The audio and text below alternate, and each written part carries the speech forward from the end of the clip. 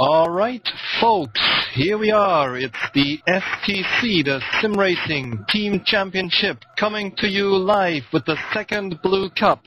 It's the 5th race on the calendar. It's the 4th race that actually is being held because we had to skip one race due to technical problems. And it's the 3rd race that we broadcast to you tonight. And it's the first of the GTSport race that you see on the screen live on TSR TV. Tonight, it's the Black Rebels home race, and we're at virtual Vallelunga in virtual Italy. I'm your friendly voice, Eckhard von Glan, and with me tonight I have Mark Warmington. Good evening, Mark. Good evening, Eckhard. Thanks for inviting me into the booth. And also with me, Mikael Helen of the Black Rebels. Hi, Mikael. He's not here because he's taking care of the race control. So he will come later. All right, he'll join us later, but that was the voice of my trusted cameraman and top organizer, Jose Estrada. Good evening, Jose. Good evening, guys. Also, I don't know if he's with us right now, but the guy in the safety car tonight is David Garcia. And he's in the safety car now. That is exactly the case. Right, we are at virtual Vallelunga, and let's have a quick look at the layout of the track.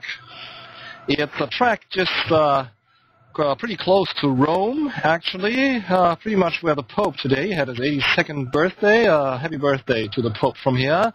It's a track that's sporting 13 turns. It's a track that's not very well known. Those of you who've played Race Driver 3 probably know the track from there. I think it was also in Race Driver 2, if I'm not mistaken. And it's the choice of the Black Rebels. We have a rather long straight divided into 2 halves by the Curva Grande. Then we have turn 3 and 4. That's a double apex turn, actually. It's called a Cicini.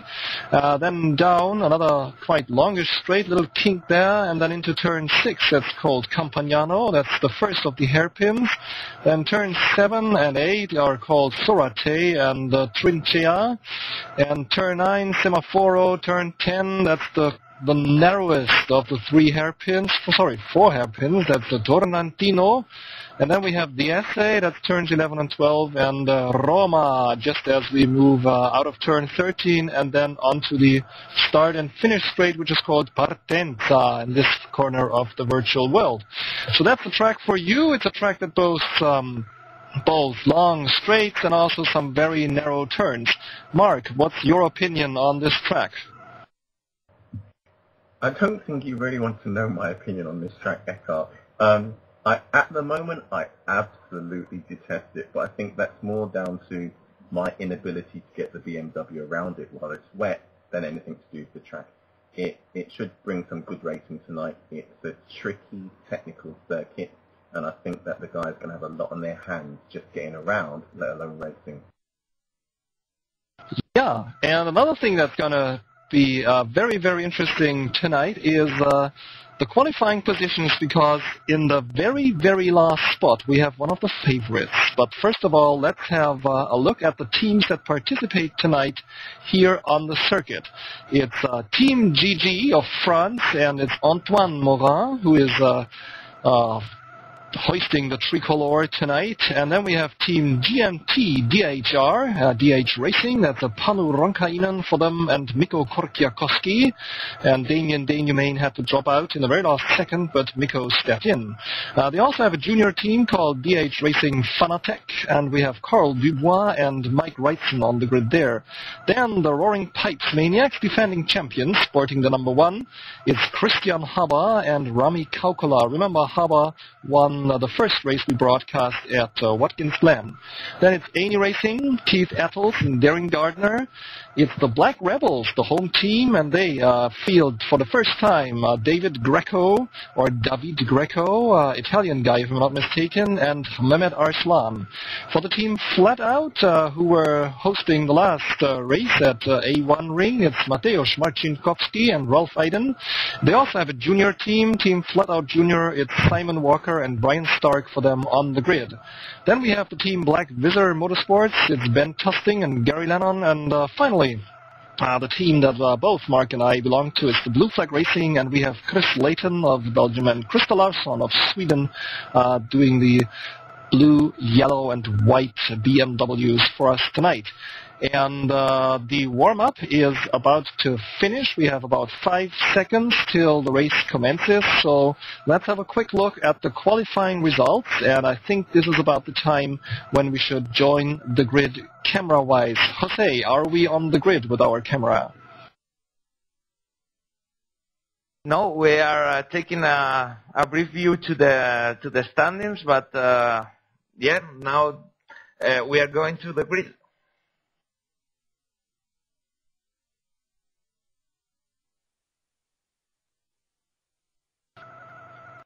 Yeah, the standings, even though they're gone already, probably that was my mistake, but I think you've all noticed it right now. You had a chance to have a look at it. It's GMT and RPM at the top with 123, and then the Black Rebels, Flat Out Club, Blue Flag Racing, and Flat Out Junior in the back.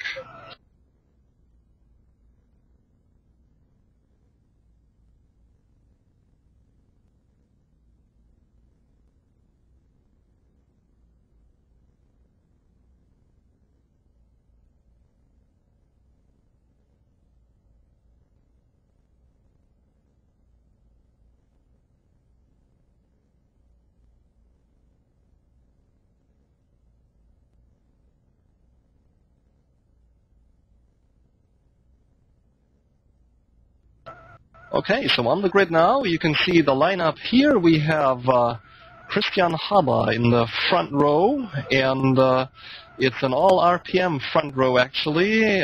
Cristian Haba in position number 1 with a quality time of 1:44.17, and Rami Kaukola for the Roaring Pipes Maniacs grabbed number 2 to secure the front row there for 1:40.62.5. Then we have Panu Ronkainen of the GMT-DH Racing, so their closest rivals, in 3 with 1:48.25, and Marcinkowski, that's the guy Mateusz Marcinkowski racing for Team Flat Out in 4. And then in 5 we have Gary Lennon, and 6 Gorkiakowski. In 7, Wrightson, and 8, Tusting, and 9, Dubois, 10, Walker, 11, Aiden, 12, Morin, 13, Stark, 14, Arslan, 15, Gardner, 16, Larsson, 17, Ettles, 18, Layton, and then in 19 only, because there was a problem in the qualifying, it's David Greco, who is definitely one of the top favorites here tonight, so it will be very, very interesting indeed to see what he does moving up the grid on this very, very tight and technical track. Let's see where he chooses his points to attack.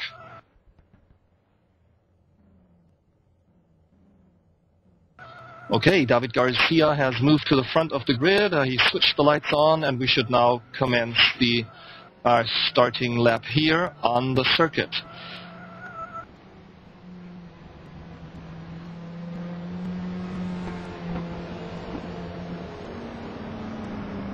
Mark, what's your prediction for the first 5 laps? Will we see some serious battles, or will the racers rather hold back a little and get used to the rhythm of the track, get used to the conditions? What do you think?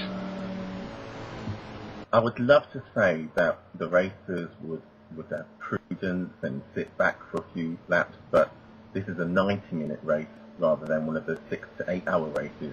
If the race has got anything in it like we had last week at the A1 Unity Pro race, I expect to see from the very first corner of the very first lap some intense action. There's going to be people going off, there's going to be people diving down the inside. Everyone will be doing it nice and cleanly, but the water on the surface of the track is going to be a great leveler. So I don't think we're going to see a patient race. I think we're going to see an exciting race, and I hope to be proved correct. Yeah, so do I. It would be great, and lineup looks great here on my screen. We have the virtual Sunred of the Roaring Pipes Maniacs in orange and black, dominating, of course, in the front. They are now, in fact, moving into turn 6, Campagnano. So let me give you a quick again, guide around the track so that you get used to all the different places here. The grid looks perfect. People are all fairly lined up here behind David Garcia in the safety car, in the Seat, and then now that should be Sorate, turn number 7 out of Sorate and then into Trincea. Sorry, my Italian is probably awful. Another tiny kink, and now we're moving into the first of the really narrow hairpins. That's the turn number 9, Semaforo. But it's easy to do compared to the next one, which I find excruciating. It's quite okay in the GT Sports, but wait till we see the GT Pros crawling around this one here. It's called Tornantino. I don't know if that translates into little corner, but I would think it would be fitting. And then we have turns 11 and 12, the SA, and then the last of the hairpins, 13, Roma. And we'll possibly see David Garcia moving off the track into the pit lane, and then we'll see the start of the race proper.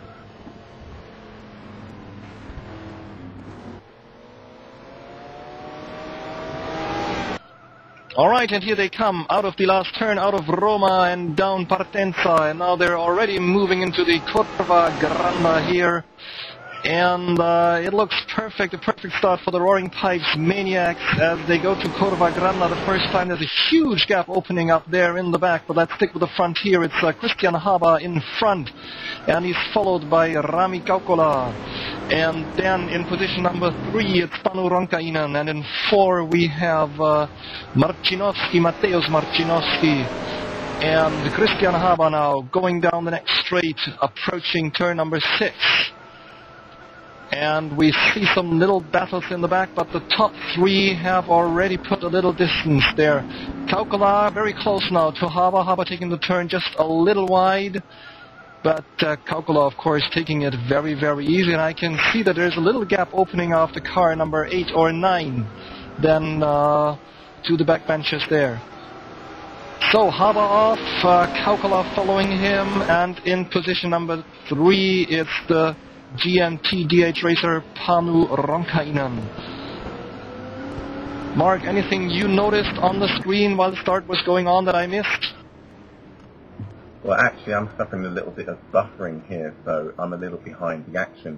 I'm actually watching it on the live timing, and if I show me correctly, the first 2 cars, Haba and Kaukola, are already 3 to 4 seconds up on the field. I think that's a little bit of a glitch because they're not that far in real terms. But I think it's amazing to see that these cars on this tight track with all this water all over the place, they're off at an amazing pace. I really think that you've covered it really well so far, the start, and I think that the excitement we're hoping for is already underway.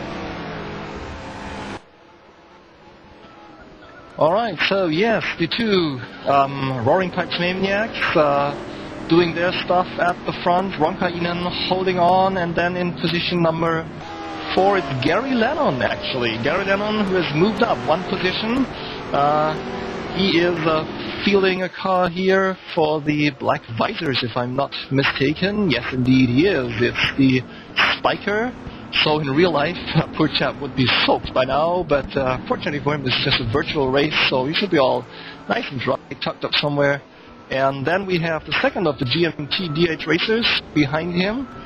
That is none other than Mikko Korkiakowski. And behind him, the second of the Black Visors, Ben Tusting. So the Visors really putting in a great show here. Remember, they actually won the last race, Tim Hogendorn, who's not with us tonight, but Tusting and Lennon doing a brilliant job here. Let's move down the grid, actually, because I can see that the guys in front are actually settling into their rhythm, and so that means in 7 we have Mateusz Marcinkowski, the first of the Team Flat Out racers, followed very, very closely by one of the, I think it's a Mosler if I'm not mistaken, Mike Wrightson there, for DHR Fanatec. And then Carl Dubois, the second of the DHR Fanatec racers, just behind him. Little gap there, and we then have the next of the flat-out racers, Ralph Iden in position number 10. The sole GG fielded tonight, it's Antoine Morin in 11 with the beautiful BMW here. Then we have Simon Walker, flat-out junior number 1, followed by Brian Stark, flat-out junior number 2, and just as we watched, it's, I suppose, David Greco. Yes, it is David Greco moving down the grid. Oh, one of the flat-out went off. So Greco is actually up in 12 now, surrounded by flat-out juniors and by proper flat-out racers, flat-out club racers. That's quite an image here. It's all black and gold around the silver, gold, and black Corvette of David Greco. So Greco in 12, and behind him we have the flat-out junior Brian Stark, and behind that the flat-out proper, the flat-out club racer Ralph Iden. Even behind him in 15, it's Mehmet Arslan. A bit of a slide here as he goes out the turn in, that was Sorate, turn 7. In 15, in 16, the first of the blue flaggers, Krista Rasson, approaching one of the many hairpins at this point, followed very closely by his teammate Chris Layton in 17. And then in 18, it's the first of the two Aney racers, another one of the virtual Corvettes. It's Keith Adels in 18. And in 19, the second of the Aneys, it's Darren Gardner right there. So that's the grid for you. All 19 cars still in the race after, I would say, 3 to 4 laps. Everybody managed to more or less stick to the race stuff, which under these conditions is quite a feat, actually. So, what do you say, Mark? Should we focus on David Greco moving up the grid? Yeah, I really want to see what Greco's going to do tonight, because surprisingly he's not at the front of the grid in that fight with Haba and Kaukola, which is what I was expecting when I saw the lineup for the race. So I really think that we've got a guy in a fast car with a lot of ability who's a little bit out of position. Greco shouldn't be in this field. So I think that the guys Morin and Wrightson and Dubois really need to look in their mirrors, because Greco's not going to be comfortable in the field. He wants to get the front. He wants to be leading this race. And I think that the pace he has finished in, I mean, he's just put in a 1:41.8. That's 2 seconds faster than the next 4 cars in front of him. So Greco's on the move, and I think we really should be watching him tonight. Yeah, there's a great battle just in front of him. That's Antoine Morin in 9, moving up to 9 there due to this flat-out racer leaving the track, and Mike Wrightson of the Fanatics in 10, and Greco actually crawling, creeping up on them. They are now into the very slow part here. You can see Morin defending his line, but now he's going wide a little, and it's the Fanatic racer that's passed, and the Greco taking very slow, I think, taking it very easy. He doesn't really want to interfere in this fight, and Morin runs off the track. Morin is in the sand, actually, and Greco is probably making his move by now. It's Wrightson, and Greco attacks on the inside. Little touch here as Greco moves past into position number 9, and if I have counted correctly, we're in lap number 5 or 6, and already that guy has moved up 10 places. Greco in 9, Wrightson in 10. But now there's a sizable gap to the next Fanatec racer, Carl Dubois. Greco can just see him at the end of the straight going into the Curva Grande, so he's got his probably got his sights set on the next of the Fanatec racer at this point. Mark, from your position, clean fight there? Again, I'm watching kind of on a delay. I'm having technical issues here, so I'm spending more of my time looking at the live timing. Greco's a clean racer. Greco, I believe, he races in real life, so if there's anybody on this circuit tonight with good track manners and good racecraft, it's Greco. He's not going to make any rash maneuvers. He's not going to want to put his car in any trouble. The track's wet, it's greasy. He's got a lot of guys who are doing as much as they can just to keep their cars in a straight line and put the power down. So I'm always impressed. I mean, the race last week had some really tight racing, and that was wet. The guys are really skillful out here tonight. I mean, anybody watching that thinks it's easy, I dare you to just get in behind one of these 300 horsepower cars and try and get around a wet Vallelunga. Greco's on the move. As I said, his best lap pace is 2 seconds faster than the guys in front of him. The fact he's got a little bit of track in between him and the next car is actually going to be a benefit to him. All he has to do is just practice well, concentrate on getting his line right, getting his entry right, and he'll be up behind him in no time. Yeah, well. And there he is, moving down the Partenza into the Curva Grande, and it's the second of the Fanatec racers in his sight, and as you mentioned, 2 seconds a lap, that's quite a lot. And while Greco is lining up his next opponent, let's see if David Garcia has left the safety car safely and is with us. David, are you with us in the room here? Yeah, hello, good night guys. So tell us about the safety car. Was everything working out as it should? Drivers behaving correctly on the track in your rearview mirror? Yeah. Today, with the help of Michael Helen in the race control room, taking care in the monitors, I think it was a perfect formation lap. Everything worked fine. The car. Okay, thank you very much. And we see Greco, your teammate here, lining up. Did he actually propose the track, David, or was it a team choice? Well, it was a team choice. We made a votation. We used to be very democratic, so I think it was my dear mate Andreas Hultgren who proposed this circuit. I must have a word with him. And David, Greco, can you tell us a little bit about the guy? Why is he so fast? Well, he has excellent skills to drive. He is not only driving in sim racing, he is also driving in real life. And, well, when you see him with a car, I think it speaks better than any word I can say, I think. Okay, so what series does he drive in real life? Yeah, sorry. Yeah, Eckhart, I want to speak about the project that David Greco is in now. It's called 500 miles project, and well, what we want to do is go to Brazil to race the 500 miles karting race in Curitiba, I think, and.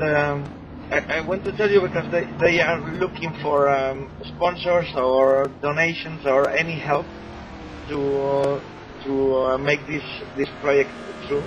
So if anybody wants to help in any way, just come to the Sim Racing Team Challenge website. I will put there some information after the race. Oh, brilliant. So that's like karting racing, these little, what used to be lawnmowers, but are now serious racing machines. Yes, and more than this, karting. This project, it's an endurance race in Brazil. It hosts also Formula 1 drivers as Rubens Barrichello, so it's a very special event in there. Whoa, imagine racing Rubens Barrichello. But right now, Greco is encountering the first real trouble on the track here. It's Carl Dubois, the Fanatec racer, who is doing whatever he can to possibly fend him off. We've seen some really great maneuvers there by Dubois, defending what must be a hot-charging Greco Corvette in his rearview mirrors. And so far, some very, very clean racing. There were some touches there, but Dubois fully in control of what he's doing. And he must have felt the odd nudge there, but I don't think it was anything serious there. So some great racing by these two guys there. Mark, you're in control of the live timing, which unfortunately my game doesn't show at the same time as the screen. And can you tell us about the front of the grid? And right now, sorry Mark, it's the attack that we've waited for by David Greco. And he's passed, and Dubois has some problems moving into the turn. Let's hope he gets out of the turn correctly. Yes, he does. And Greco now moving up to 8. So, sorry Mark, what about the front of the grid? Any news up there? Haba is still out in front. got by the lifetime just under a second from Rami Kaukola. Panu Ronkainen, sorry for butchering your name, is in third place, but he's about 2 seconds back on the lead too. Gary Lennon is up to fourth in the Black Visor Motorsport Spiker, and he may be getting wet, but he's putting in some decent lap times. You could see that Greco was going to make that move though, Eckhart. Watching his last few laps, he was taking slightly different lines to Dubois. I mean, especially on the last turn, entering onto the start-finish straight. He was taking a really wide line, which I'm assuming just allowed him to get the power on a little earlier. But 2 laps ago, he set an absolutely amazing time for race condition of 1:41.062, and that's a lap that is faster than many of these guys put in to get to the grid. So Greco's about, I don't know, 25 seconds back off the lead so far, but we've got, an hour of racing left. I think we could easily get into the podium to continue that way. Yeah, well, let's keep our fingers crossed then, but it's also, now I think, Jose, we should really give the guys at the front, the Roaring Pipes Maniacs, some airtime, because it's a bit of a, Greco has a bit of way to move before he eats his next opponent, so should we move up to the front bit by bit, driver by driver, Jose? Sorry guys, actually we are following Gary Lennon in 4th position because there's the back. Alright, the joys of online broadcasting. So we are in position number 4, and it's in fact a battle here between Gary Lennon, getting wet in his open spiker, and 5th positioned GMT-DH racer Mikko Korkiakoski in the Marcos Marcorelli. And Korkiakoski, the last few laps, apparently tried to nibble away at Lennon there, but couldn't get past. And this is the fight here, remember, for position 4 and 5 at a pretty early stage of the race. We have something like 15 to 20 minutes of the race under our belt.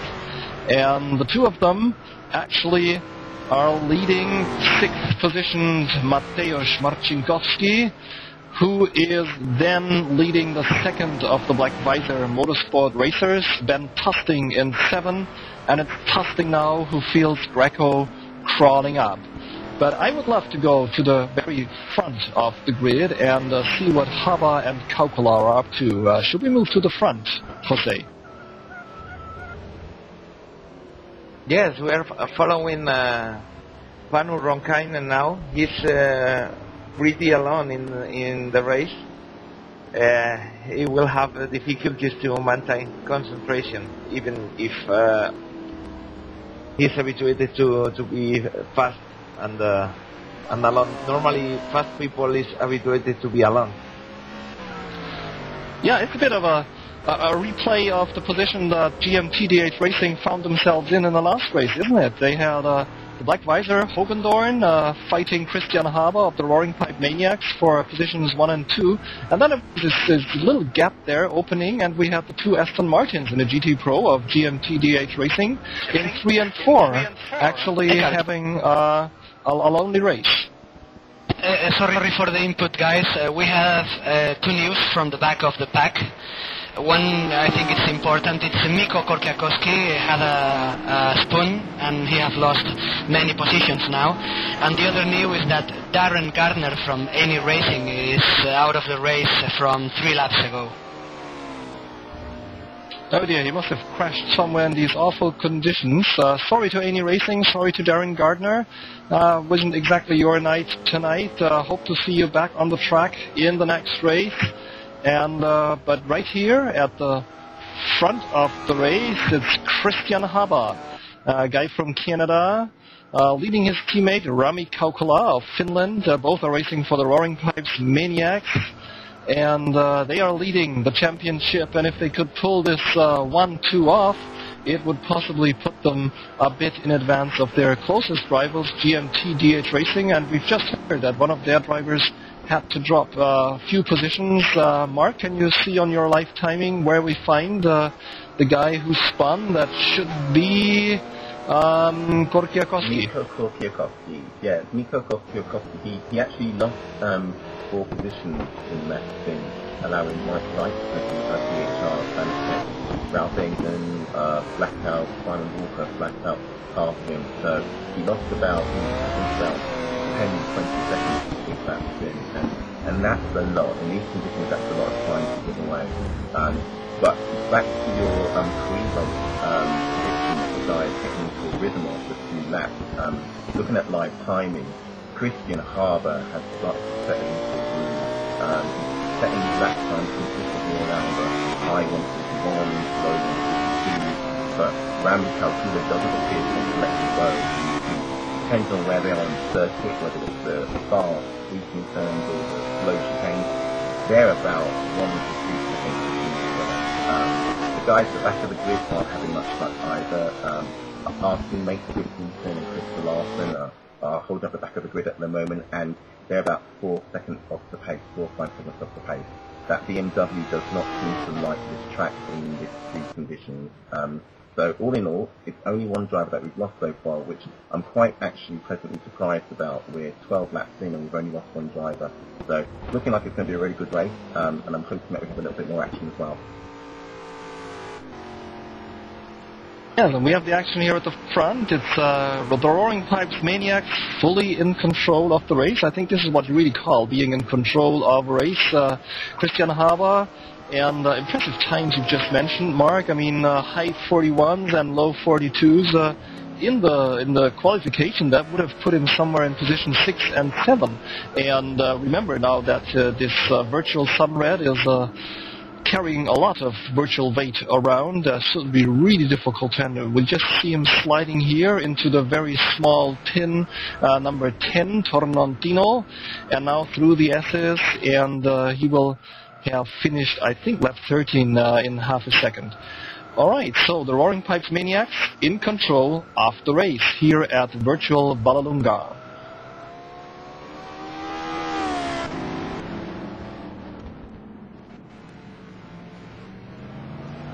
And the guy in the pits, that Mikael Helland, has just told us that there's a huge fight for positions 5, 6, and 7. So, Jose, I think this is where we move our attention now.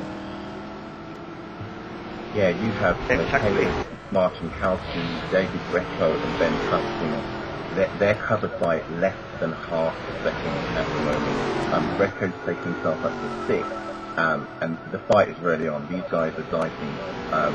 It must look amazing on TV because they're very close, very, very close. Yeah, you can see Greco actually moving left, moving right, putting an awful lot of pressure on poor Ben Tusting. So not only is he getting wet, he also has David Greco in his rearview mirror. Must be quite an extraordinary feeling. And Tusting doing a great race here. He's now actually moving up to 5th positioned Mateusz Marcinkowski.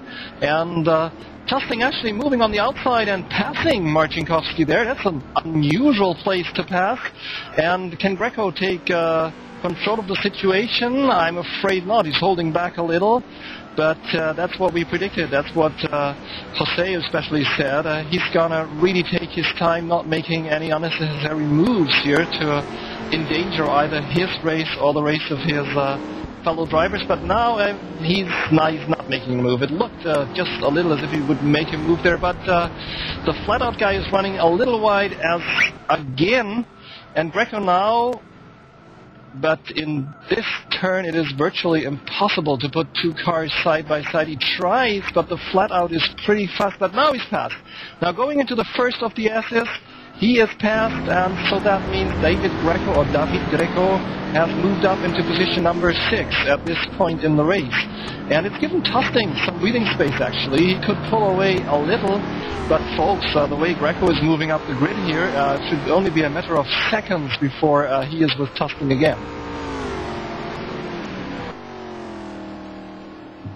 Yeah, all Greco has to do, I mean, it sounds like we've got the David Greco fan club going on at the moment, but we just have to remember where he brought himself through the grid, through this race. Once he gets up to Tusting, you then have to think about battling Gary Lennon. And Gary Lennon is no slouch behind the wheel either, but Lennon is about 20 seconds off the lead in 4th place. So if Greco can get in front of Lennon within the next 5, 6 laps, he can then start winning some laps. He can forget about what's going on behind him. He can just concentrate on his car and concentrate on putting some consistent lap time. Because at the moment, Greco is still the fastest guy in this race. That Corvette seems slightly conditioned. Yeah, and it's a beast, the Corvette, isn't it? Even in proper conditions. But the Corvette in rain, I have never tried it because I would just end up in the virtual barriers after about 2 laps. And now we see Greco attacking. He's moving into Tusting, and he is decidedly passed into position number 5. That's in the tricky little infield here. It's they're moving now into turn 10, and Tusting can definitely not fight back at this stage. And so we have Greco in 5. And what's the distance you just mentioned to position number 4, Mark? Again, sorry.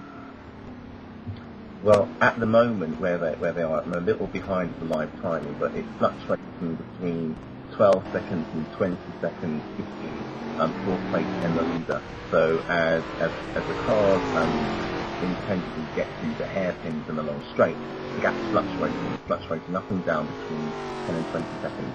And that isn't a lot. That is not a big gap between fourth and first place, considering that we're driving in a wet race. All you need is a guy like Greco, who is considerably faster than the rest of the field, and he can make up that time in 10 laps. Okay, so 10 laps, your prediction. Let's see how it works out. Well,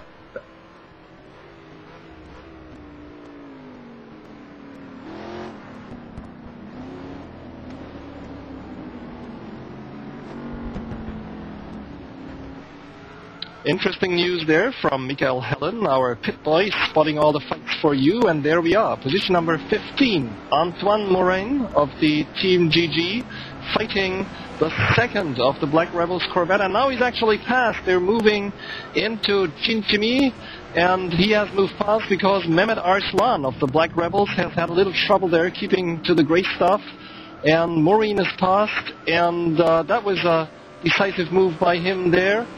Puts him in position number 14, and Arslan down to 15, I'm afraid. So we've seen a Rebel moving up, we've just seen a Rebel moving down, but they're both still in the race, and they're both having a brilliant pace here in virtual Vallelunga. And talking a little bit about the virtual rides, I don't know about you guys. Has anyone here who's with me in the room tested out both the Corvette and the M3? What's the big difference between the two rides? The thing about the Corvette that I always find is its torque range is much lower. So although it's a bit of a beast, it's one of those big American muscle cars, what we find is that with something like, say, the Aston Martin in the Pro cars, the torque is at the top of the rev aim, so you get a lot of wheel spin, and if you've ever heard the Corvette rumble past, you can hear it's got a deep growl. If you hear the Aston go past, you hear it's got this high-pitched howl. And what that does to you is that the Corvette pretty much just rips up the track as it comes out of those low, slow turns. So it may well be that the fact that it's got such a lower torque compared to some of the other cars, that could be what is actually helping Greco in these wet conditions. You might be having a little less wheel spin compared to the guys that are driving some of the other cars. The thing about the BMW is it's got a little bit of a higher torque. I think it's slightly the heaviest car on the track as well, which means that it's got a little bit more understeer. And the thing about the wet is you've got understeer all over the place. The last thing you want is a car that you can't turn into the corner. And that's why I don't think it's any surprise that the 3 BMWs that are still in this race are currently in 14th, 17th and 18th positions. What we did miss though was that the two DHR Fanatics guys, Mike Wrightson and Carl Dubois, appear to be swapping positions at the moment. So, yeah, some expert analysis there by Mark Warmington. Thank you very much. So if I understood that correctly, it basically means that the Corvette is not sliding as much, especially out of the turn. It should be much easier to get the power down on the virtual tarmac. We've just seen a little slide there by Mehmet Arslan in the back, and but if you look at the lines that David Greco is putting down, they are very, very clean lines indeed. And so, pit boy Michael Hellen, maybe you can tell me where we should move next in this race, or whether we should actually move back up to the front or to Greco, and where do we find Greco at this point? Greco is in 5th, attacking Gary Lennon at the moment, and I think he managed to pass. Oh, there was contact.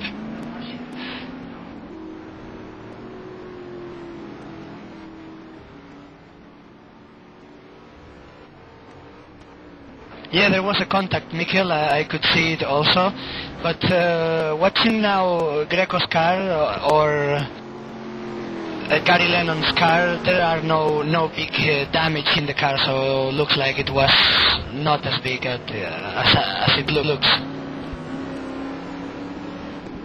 Well, that puts Greco already up in position number 4, and I think Mark's prediction, 10 laps till he should really face the battles up front, is slowly becoming true, isn't it?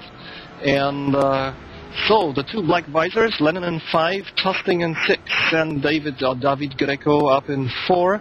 And the next one on his list of opponents is Panu Ronkainen in the GMT-DH Racing Marcos Marcorelli. And what's the time gap between Greco and Ronkainen at this point, Mark?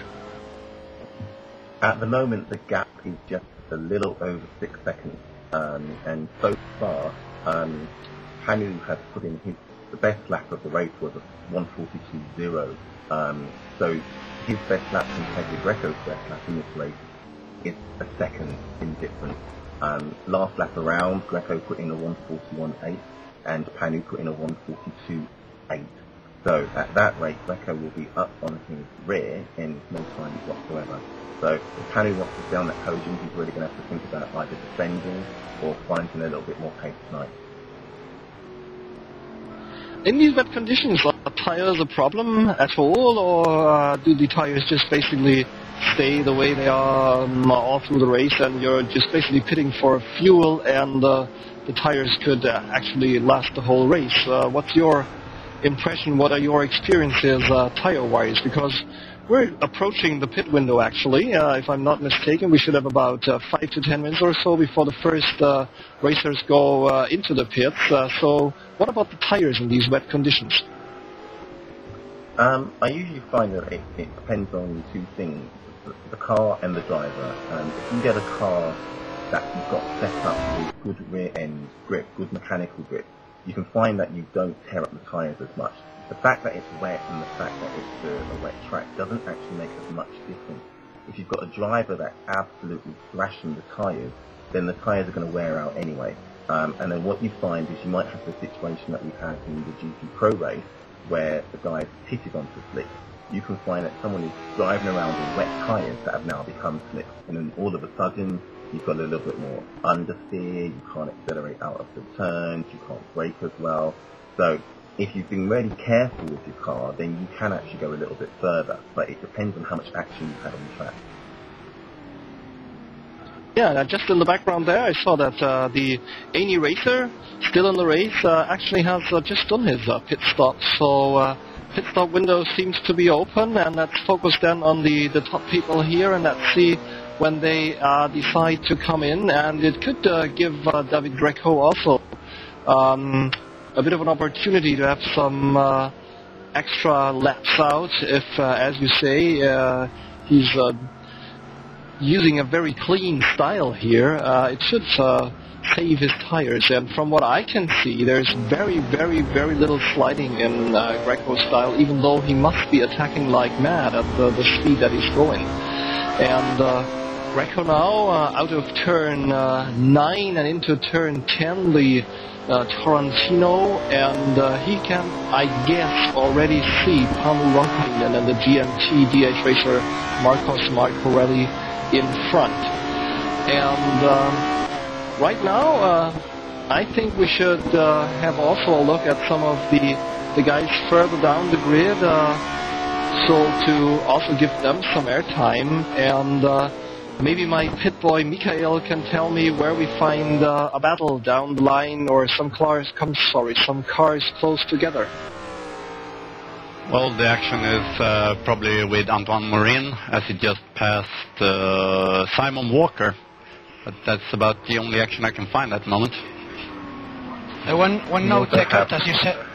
You were right. The pit window is open. Brian Stark from Flatout Junior already made also his pit stop.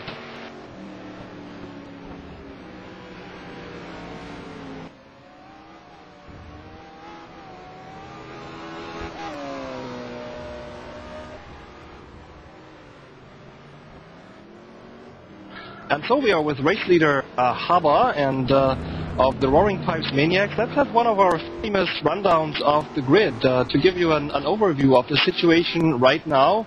And I can also see on my screen that lapping has started, so this will also give us a chance to show you some of the guys who are more in the back of the field. So we have Cristian Haba in position number 1 for the Roaring Pipes Maniacs. He's been the guy who was the pole sitter, and he won the start, and he's been leading the race ever since. Let's just hope that today his pit stop menu works better than the last time round, where somebody actually decided to give him slicks instead of wet tires.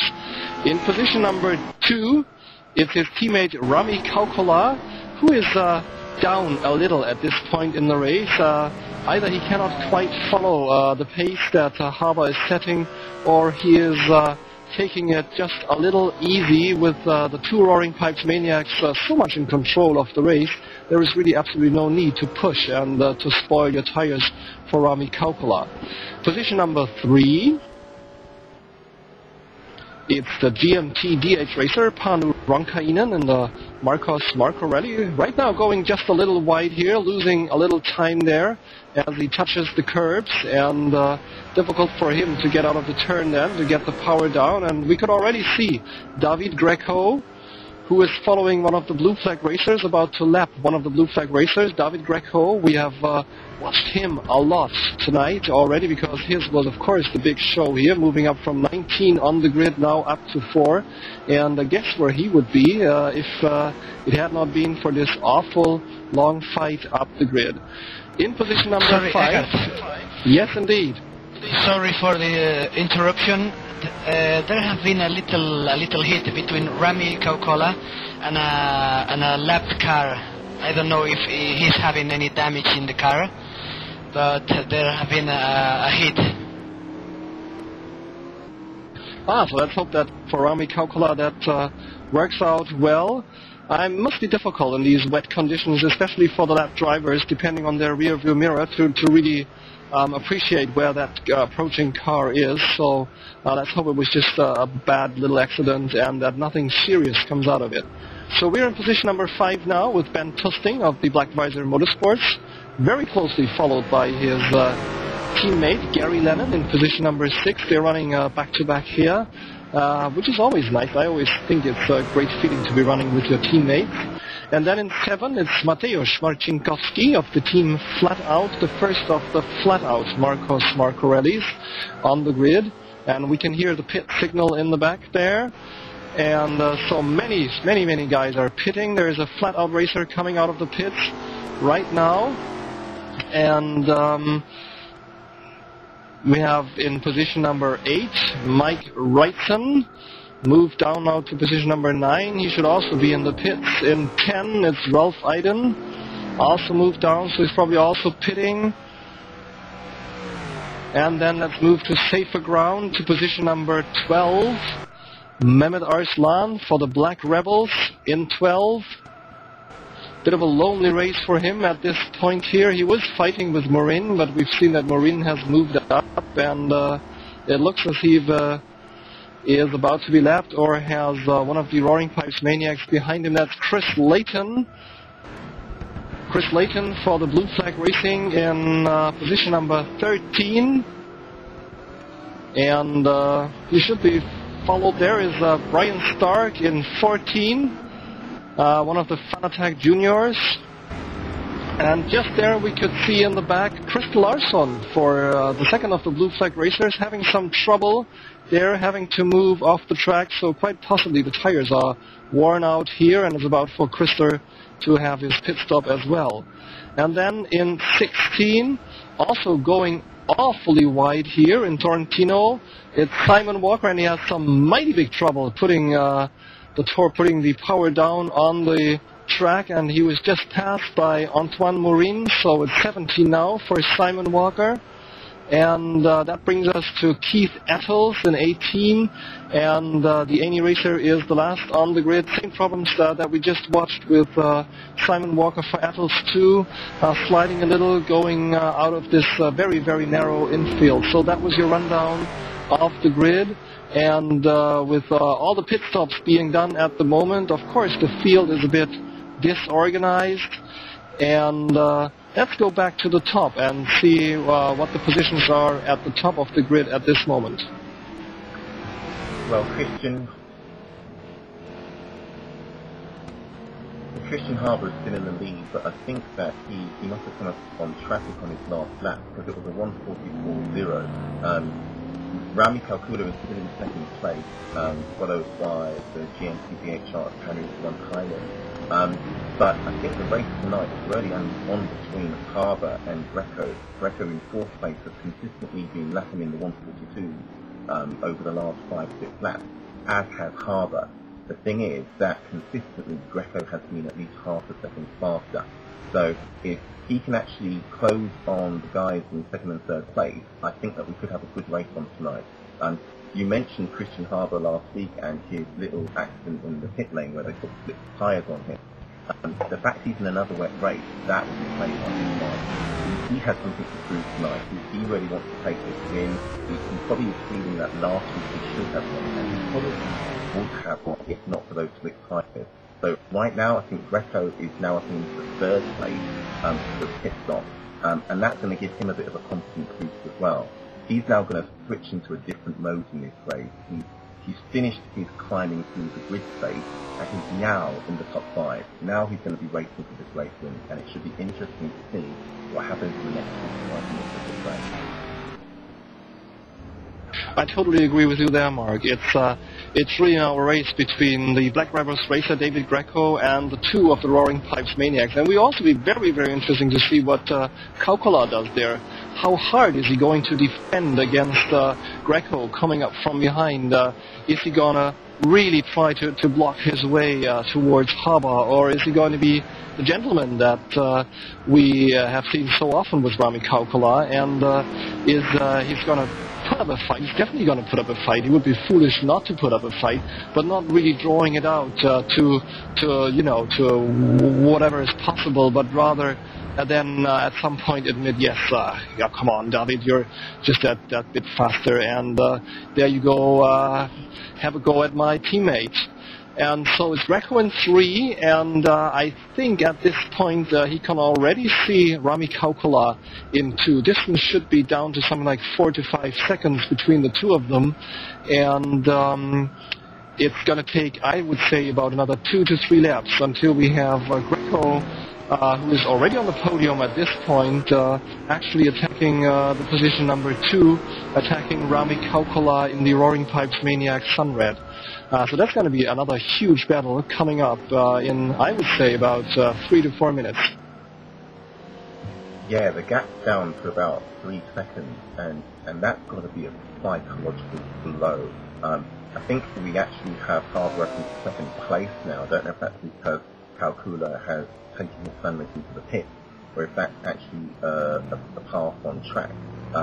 But that's going to be a blow. That's going to be a case of, hold on, this guy has just taken 10, 15 seconds out of me in the last 5 laps. And you mentioned whether or not he was being nice and gentlemanly. That's not going to come into it. It's going to be a case of whether or not Rami Kaukola likes to chase or be chased. Because the pressure of knowing someone that fast is just taking that much time out of you is really going to play on his mind. And what we might find, all of a sudden, he gets this wake-up call and either starts making a mistake or finds the extra half a second or second that he hasn't had so far tonight. Yeah, and following for many guys is way easier than leading, because you have some kind of reference point on the track, even though it sometimes is difficult if the other guy is taking some very odd lines or using a completely different break point to you. But I personally think that if you have this reference point, it's way easier to do a quick lap than doing it on your own. Eckhart, sorry, Rami Kaukola in the pit. So that takes the fight out of this. It's David Greco moving up into 2 easily, because we can see Kaukola in the back there pitting, and he's about to lap his own teammate, Mehmet Arslan. So don't get confused by the 2 Corvettes out on the track. It's Greco is the second position Corvette that you see, and Arslan is the guy in front. So let's see when Haba comes in, and let's also see when Greco comes in and the others of the race leaders. So Kaukola seems to have been the first of the leading group who's in. Ronkainen is still out, and Greco still out, and Haba still out as well. Yes, watching the live time, guys, putting a shout out to some of the guys lower down the order. Mike Wrightson in his THR Fanatec Mosler has just set his best lap of the race, so 1:42.744, and that's 50 minutes into the race, so that'll give him a good feeling. He's probably coming into his own. Maybe he's got 10 seconds to the guy behind him, he's got about 22 seconds to the guy in front, so maybe now he can get a little bit of a rhythm and see if he can take his car a little further up the grid as well. Yeah, sorry, David, you were just about to say something.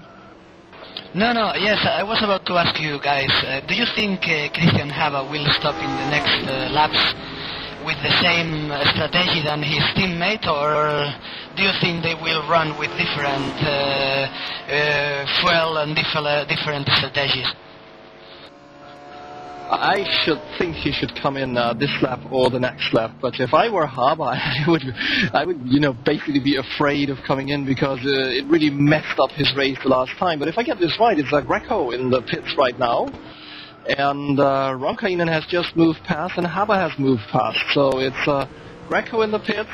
He's losing positions, obviously, and I think we should stay with Greco in the pits if we can, and see if he where he gets out, where on the grid we find him after he has done his pit stop. We have also Ben Tusting in the pit still in before. Yeah, lots of action in the pits at this point. We also have a flat-out racer coming in here, and it's Greco moving out again. Greco moving out, and that means he's back up in position number 4, because the guy, no, he's down to 5, he's just been passed, and he has, in fact, he has been passed by Rami, who is on a run now with fresh tires, and so it looks as if Kaukola's pit strategy was just a tiny wee bit better, and or he has put in a perfect lap right after the pits, because the distance between him and Greco has, in fact, it's a bit larger than before, isn't it? I would say he's about 2 or 3 seconds further away from Greco than he was before the 2 pits. Sorry, Eckhart, we have Cristian Haba in the pit now.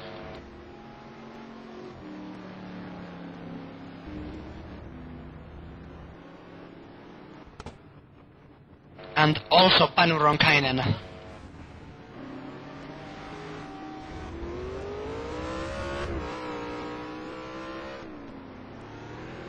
And here we have Haba in the pits, the UNICEF, beautiful UNICEF back wing you can see. And we had another GMT-DH racer pitting in there, must be Korkiakowski, from what I can see. And Haba now down to 2. He has been overtaken in the pits by Ronkainen, who has just pitted before him. Sorry, it's not Korkiakowski. Haba now out of the pits again and back into the leading position. And let's see where he comes out. We'll be very close, Eckhart. Very close with Rami. Very, very close.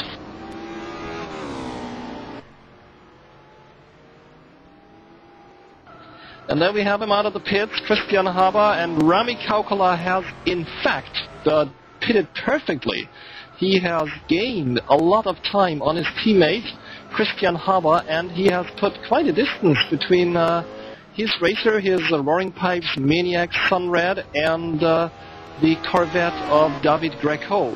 So Kaukola seems to be the winner of the pit window, with Greco being decisively the loser of the pit window. And Mark, any explanation for this from your side? Why Greco Seems to have lost something like 3 to 4 seconds in the pits. Yep, there's a perfect explanation, and it's called the ultimate outlap. The last lap that Rami Kaukola put in was a 1:41.604, which compared to Greco's 1:46.627. And found 5 seconds in that little pit in, pit out sequence. That's going to give him a little bit of confidence tonight. So that's what you call pit stop strategy working. He's about 2 seconds off Haba, give or take, and about 10 seconds up the road from Greco. So the fight is definitely on, and maybe David Greco has a little bit more to do before he can actually get on terms with Cristian Haba tonight. Sorry, yeah, I've received a message from the pit wall of RPM that this time the pit stop went perfect. They have wet tires and no problems with the stops. I can just see Bram and Ross and all the guys, you know, up in the pits, and probably they just simply sent the usual pit crew back home, and it's the racers doing the pits. I think that's what we're seeing here, and that also would explain why Kaukola has made this perfect pit stop. It's possibly the whole team in there. I didn't actually see any of the guys, but I suppose it's the whole team in there helping out, hoisting the tires, putting in the fuel and stuff, and making sure that it's the correct pit strategy. Yeah.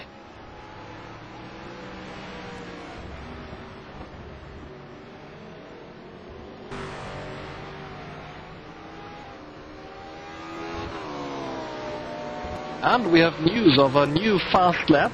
Mark, tell us about it. Yeah, David Greco has just decided that he is not happy about losing that time in that pit stop. So just to let everybody know that he is still in this race, he's just set for 1 minute 40 seconds .998 laps. That is an amazing lap, considering he has just taken on a new fuel load. The gap between himself now and Rami Kaukola in the Roaring Pipes Maniac Sunred is now back down to just over 4 seconds. That is an amazing lap time. It's faster than a lap time I could even dream, so I have no idea how he's able to set a time like that in conditions like this. Yeah, it would put him, this lap would have put him on position number 4 in the grid. I mean, imagine that with a full car, and so what an outstanding achievement there, a lap of 140.9. That's absolutely breathtaking performance. But another brilliant performance here also, let's not forget that the two Roaring Pipes Maniacs at the front, I mean, we're talking about David Greco, a lot, and for sure he deserves it, but the two guys in front actually deserve our fullest praise as well. They have been setting the pace here for the first half of the race, and we still have Cristian Haba up in front, we still have Rami Kaukola in 2, and so we have the Roaring Pipes Maniacs at this point walking away with a dumbfounding 48 points from this race. This will leave the GMT-DH racers in quite some trouble. However, are they going to cope with that? 48 points for Haba and for Kaukola. They are putting up a very impressive show. So I think at this point in the race, it's actually the GMT-DHR guys rooting for the Black Rebels, rooting for David Greco to take away some of the points from the Roaring Pipes Maniacs. If I would be a GMT guy, I would be pressing every thumb I had for Greco to make his move on the Roaring Pipes Maniacs Sunreds up there in front. Wouldn't you, Mark? Probably sitting here watching the race, but I can guarantee that in the car behind the wheel, the only thing they're thinking about is let me get to the finish. What they'll probably do is get to the finish, see how the table is, and then try and take matters into their own hands. If the Roaring Pipes Maniacs take this race and take a 1-2, they will have deserved it. They've put on a dominant performance. It's been controlled, it's been measured, and the rest of the guys on the grid will, at the end of the race, just laud them. They'll put their hands up and say, yeah, you guys did too much for us tonight. But the last lap and the lap before seem to have given an indication that the track is giving a little to the drivers. We just had 6 drivers set their fastest lap time. Rami Kaukola in the orange pipes just put in a 1:41.5. We had Mateusz Marcinkowski in the flat-out Marcus Martirelli to a 1:42.5. Carl Dubois in the DHR Fanatec Mazda just did a 1:43. Antoine Morin in the Team GG BMW did a 1:43. And Simon Walker also flat-out driving Marcus Martirelli did a 1:43. Now at the back of the race, Krista Larsen's given himself something to be happy about in his Blue Flag Racing BMW. He put in a 1:44.0. So everybody's going to be racing their own race today, and everybody's going to get to the end of it, drive themselves off, and just thank the Lord that they got through 90 minutes at Vallelunga. Yeah, I think we see a bit of the old rhythm setting in here with the people. They've done their pit stops. As far as we could judge, everything worked out fine. We haven't seen any trouble before or after the pit, and they know that right now it's about having a rhythm, about bringing the car safely and soundly back home. And I think for the viewers, we should right now have another famous rundown of the positions on the grid, so that with the pit window having closed, we know where the people are and that the teammates see where their guys are. Was that a no I heard in the background?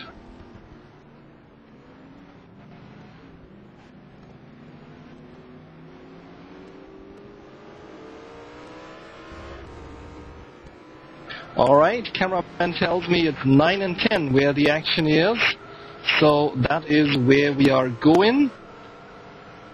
And it's Carl Dubois in 10, following Mateusz Marcinkowski, and it's a fight. Marcinkowski racing for the Flat Out Club, and Carl Dubois racing for the DHR Fanatec, and they are indeed very, very close to each other.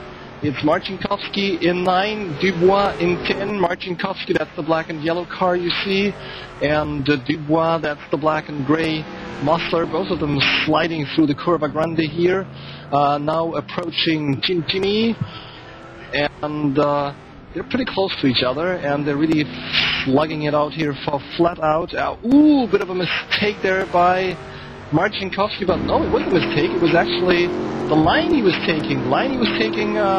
Exiting turn 4 and going into turn 5. It looked like a slide to me, but he came out so much in control going into turn 5 that must have been his very own, very personal line that he took there.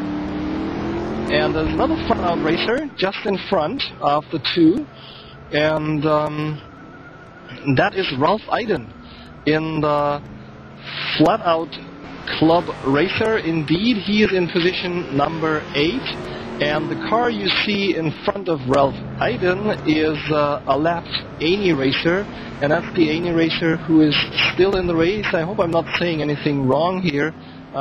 Should be Darren Gardner. So, Mateusz Marcinkowski in 9, and still followed by 10th position Carl Dubois.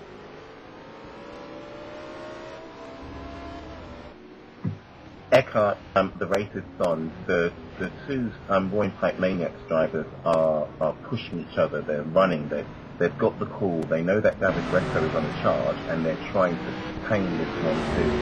They're both in the 141 range. However, David Greco has got the call from his pit wall as well. So the 2 laps that he just done, lap 32, was a 140.880 new record for the race.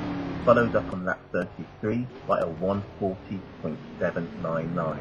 Those 2 drivers are in a class of their own tonight, and the race is just going on tonight. Well, we're following the action here, fighting for position 9 and 10. I've just heard news from Mark, who tells me that we've had a new fastest lap set by David Greco. It's not only one fastest lap, guy actually set 2 fastest laps back-to-back in laps 33 and 34, if I'm not mistaken.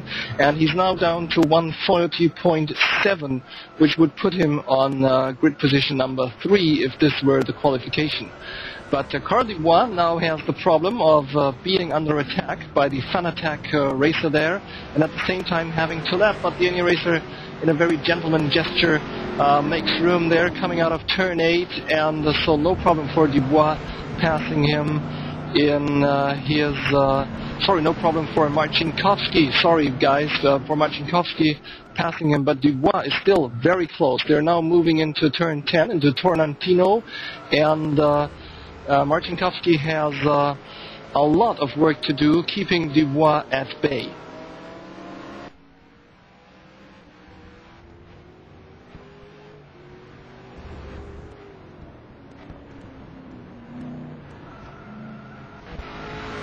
And cameraman tells me we're moving back up to the top because we have Rami Kaukola in 2, and he is now under intense pressure by David Greco in 3. It's the moment we've been waiting for. At this point in the race, they're both lapping Antoine Mourin, and also Haba in front has 2 laps lined up in front of his Sunred orange nose, so that's going to be difficult. That's going to be interesting to see how they get past, but it's Greco following Kaukola.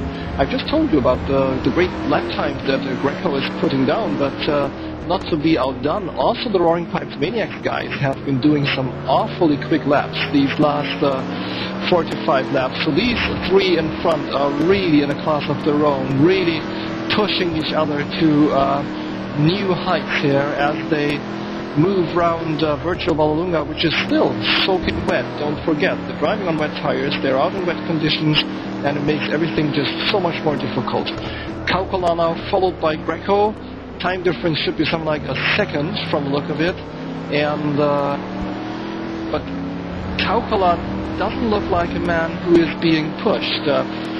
The way I see his driving is he is still very much in control. He might feel the heat of David Greco, but his lines are perfect. His lines are clean. Watch him go through this turn here. That's turn number 6, Campagnano.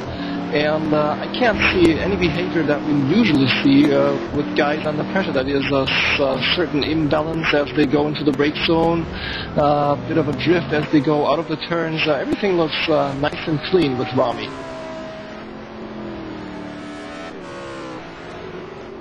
Yeah, it might be that Rami Kaukola is one of those guys who doesn't mind being chased. He may be one of those catchment signs, but you still need to find a way past him. I think you'll get a good indication of how he handles pressure if Greco gets to within half a second of him, because all of a sudden he'll hear that Corvette. He won't just see the time coming down, he'll hear it. And that's when we'll see whether or not he can actually keep focused on what's going on in front of him, rather than spending all of his time looking in the mirror. What might be helping him right now, though, is the fact that he's only just under 2 seconds behind Haba. So it might be that he's just focusing on chasing Haba rather than worrying about Greco coming to catch him. Yeah, and it's very much down to a mind game now between these two, isn't it? And as we see Brian Stark, the flat-out junior, he's now sandwiched between Greco and Rami Kaukola. So he's having a hard time, poor chap out there. These guys are just so breathtakingly fast, and it's so easy to make a mistake. Kaukola lapping one of the blue flaggers here in the BMW, no problem for him, and also Greco is past the flat-out junior that I've just mentioned, and so it's now up to Greco to lap the blue flag racer. Let me quickly check who we see on the screen here. And it's Christer Larsson. Christer Larsson about to be lapped by Greco, and he's moving out of the way. He's moving out of the ideal line, and so Greco has no problem whatsoever getting past. So we're still with the fight for positions number 2 and 3. And let me tell you that moving up the grid and moving down the grid here, it's still more or less the same positions behind these 3. It's the GMT-DH Racer, Panu Ronkainen in 4, and then we have both of the Black Visors in 5 and 6, if I'm not mistaken, if I saw that correctly, Tusting and Lennon. And then from 7 to 11 we have a whole bunch of Fanatec racers and flat-out racers and flat-out juniors in varying positions. So is Greco moving up. What's the time difference, Mark, at this point between the two? The battle on the track is between positions 8, 9 and 10. Now, Edinburgh in the flat-out Racing, Marcus Martorelli and Mateusz Marcinkowski in the backup Marcus Martorelli and Carl Dubois in the DHR Fanatec Monster, there is less than a second covering those two cars on the track at the moment. So that's going to be one intense battle. That's less than a second. That's amazing.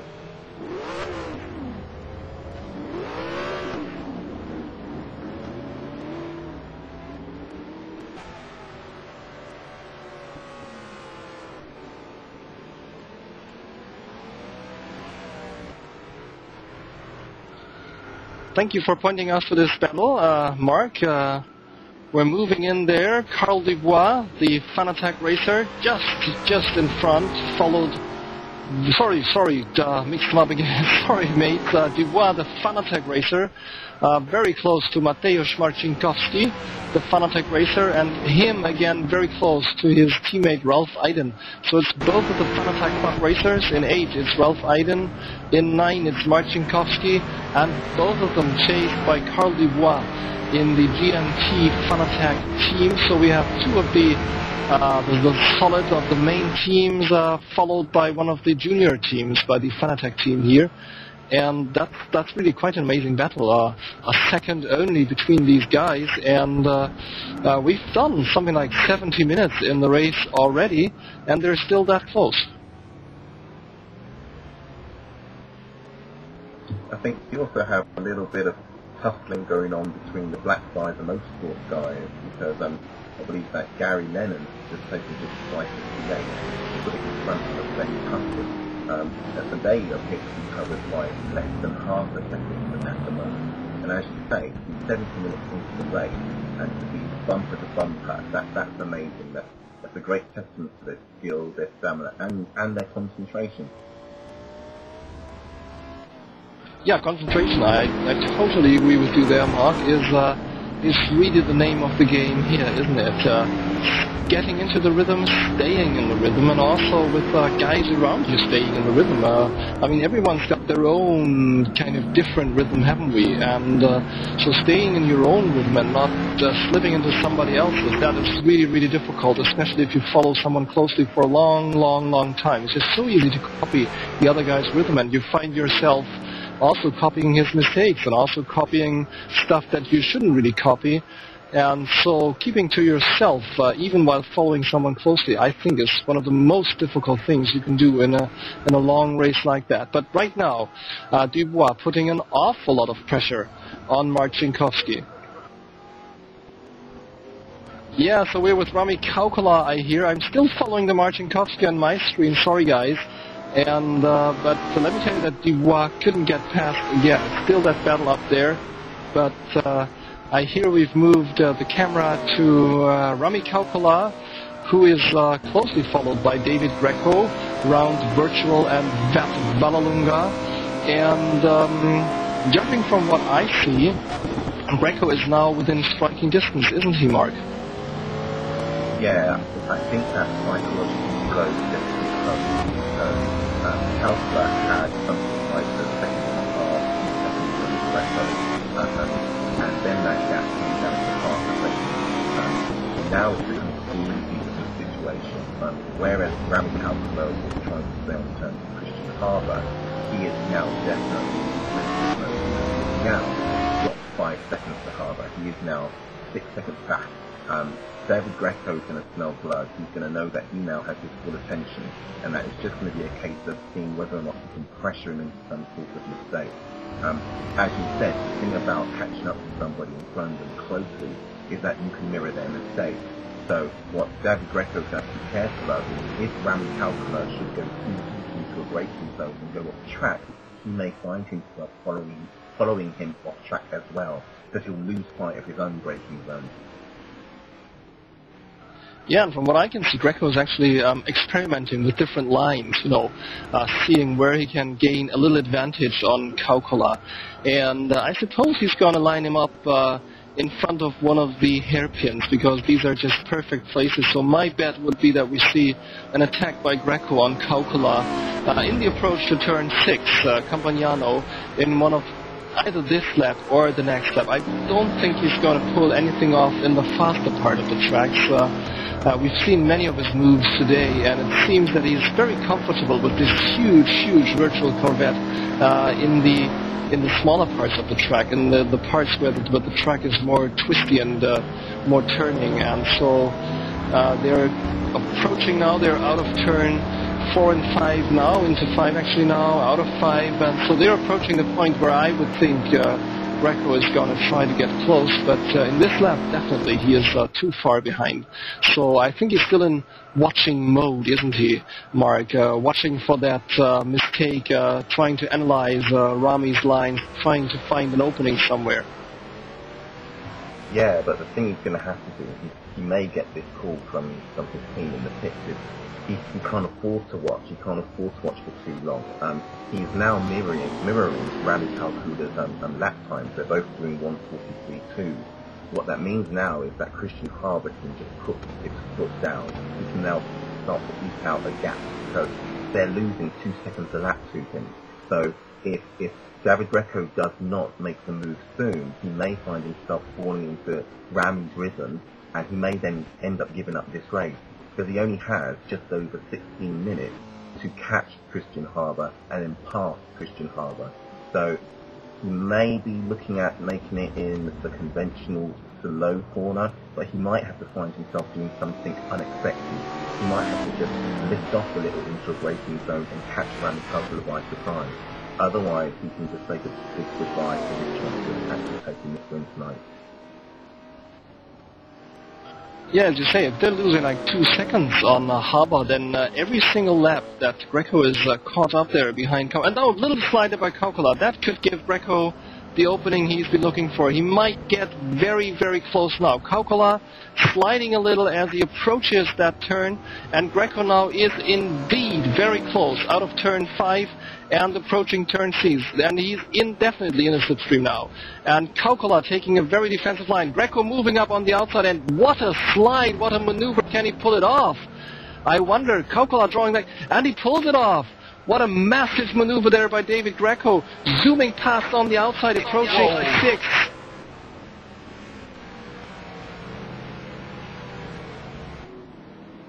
Now, guys, what do you think? Maybe the key for the 16 minutes remaining will be the tire wear, or what do you think? Well, David, right now I'm anxious to see if Kaukola is actually trying to counter. He is not giving up at this point. He is staying very close. I mean, his car is now way more unstable in the brake zones and also in the turns, but let's see if he can do anything at all in the next lap or so. He's not giving up for sure.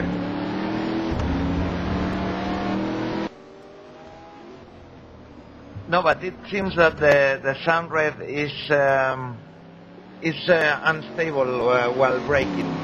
At least is what RPM team told me, that the biggest problem they have with the Sunred is the stability while they brake. Yeah, and that would give also, coming back to what David just mentioned, that would give an advantage especially to Greco's tires, wouldn't it? Because an unstable car is definitely harder on the tires than one that moves as if it were on rails. So if he can then, well, just have slightly better tires towards the end of the race, it might give him a small edge over Haba. But Haba is an awful distance away, isn't he? Mark, put us in the picture. What's the time difference between Greco and Haba at this point? Haba has 7 seconds on Greco at the moment. But looking at that last lap, Greco put a second between himself and Rami Kaukola. What he has to do now is he has to break off from Rami Kaukola. He cannot stay engaged in this defensive battle. He has to basically just pay no attention to his rearview mirror and pull out the perfect lap. Because if he can concentrate on what's in front of him and pull out the perfect lap, he'll leave Rami Kaukola behind. At the moment, he's now lapping at the same lap time, almost down to the 100th of a second, as Cristian Haba. So if he can continue doing that, what we will then see is him close in on him. Then we get to Jose's point zone and find out whether or not David Greco has actually had to take too much out of his tyres to make up all this distance. We may find that right now Cristian Haba is actually just cruising. We'll find out what his true pace is tonight if he actually does end up in a battle to try and save this win. Yeah, with about 14 minutes of the race to go, I wonder if Greco has a realistic chance of catching up to Haba. I mean, cruising is really a nice way of putting it. I would be so glad to be able to cruise at that speed. But you may be very right there, Mark. He may just hold back a bit there. And then now, knowing that Greco is behind him, and he definitely knows that by now, knowing that Greco is coming up, he can see the second distance between him and the car behind. He might be able now to switch into something of a higher gear, but from what I can see at this point, it's Greco really making his way up and really getting closer and closer to Haba. He now has Haba in his sights, and one of the reporters on German TV once said that if you have the other guy in your sights, you kind of throw a line, throw it out, and then pull yourself in on that line to your opponent. So that might be psychologically what is happening to David Greco now. Yeah, I also remember something that Nigel Mansell said about when he was racing. He would say that when he was in a race like this and he was out in front and there was no one around him, he would go to sleep. He would just drive in a rhythm. And what he would do is he would ask his pit crew, wake me up if someone starts to catch up to me. Cristian Haba... guys, sorry. Sorry, Mark, for the... sorry for the interruption. I was checking the last lap times. Cristian Haba made a 1:45. I think he had a mistake, or he had, I don't know. Yeah, it's just on the live feed at the moment. Haba just went off, going deep into one of the turns, and just ran through the gravel trap. He's back on track, and I think the reason he did that was because he got that wake-up call. He knew Greco was coming. He set a fast lap of a 1:41.8 and was trying to motor on, trying to continue moving. But he made a mistake. He went in too deep. And what he's now done is he's giving David Greco a lifeline. That line that Eckhart was talking about just got shorter. It just shortened to 6 seconds. And we can see Kaukola moving off in the back there. He has been trying to follow Greco, but that man must have some awesome speed. Also compared to the Sunred, we could just see in the first place it was Mehmet Arslan giving a lot of room to all three drivers, so very, very fair racing by him. It's his teammate who is in the battle here, but he was actually moving to the side of the track, waited till all three of them had passed, and then in the back we could just see Rami Kaukola moving off the track, so he had been trying to follow Greco, but it seems that the Sunred is at this point in the race at least quite unstable in some of the turns. So now we have Greco really close to Haba. From what I can see, should be down to something like 4 seconds.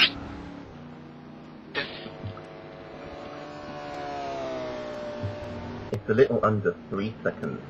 It's fluctuating. It depends on whether they're entering a slow section or in a fast section. It's about 3 seconds, 4 seconds. It depends on where they are on the track.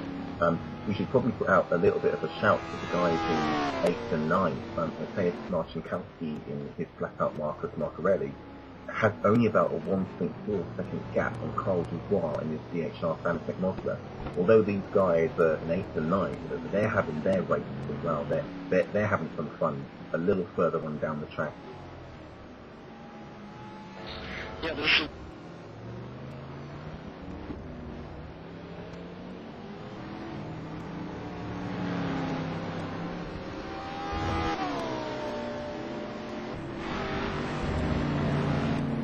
So, with only 10 minutes of the race to go, let's have our fabled rundown here. We start, of course, at the guy in top, and that is none other than Cristian Haba, who has been sitting pretty up there the whole race. Right now, he is about to lap the Eni racer. and he's passed now with no problems whatsoever. So he's still in 1, and we have in position number 2 David Greco. We followed his move up the grid from 19 in the qualification because he had some problem in the quali, and then up to 2 right now. In position number 3, still, even though he left the track a little while ago, Rami Kaukola, but there's a sizable gap now between him and Greco. Position number 4, it has been an awfully lonely race for him, Panu Ronkainen of the team GMT-DH Racing, and it must be quite annoying for him to see the 2 Roaring Pipes Maniacs guys up in front, because these are the ones he's battling in the championship.